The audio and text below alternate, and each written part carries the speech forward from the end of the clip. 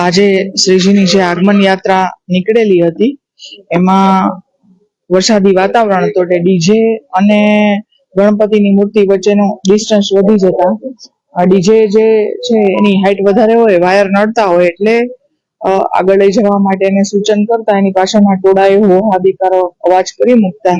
ગણપતિ પાછળ જે વધારે પાછળ રહી ગયેલું હોય એના જે માણસો છે એને એમ લાગતા કે કઈ પથ્થરમારો થયો છે એમ કરીને દોઢ ભાગ નાસભાગ કરી મૂકી અને અંતે કેટલાક લોકો પોતાના ચપ્પલ મૂકીને પોતે પડતા ભાગ્યા છે.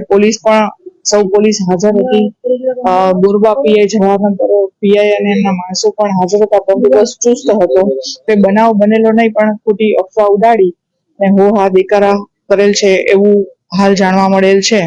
અને આ નાસભાગની સાથે સાથે બે વાહનો જે રસ્તામાં પડેલા હતા એને નુકસાન થયેલું છે એવું ધ્યાને આવેલ છે, પણ કોણે કરેલું છે, ક્યારે થયેલું છે, કોના દ્વારા થયેલું છે, બધું તપાસ કરવાની કાર્યવાહી ચાલુ છે.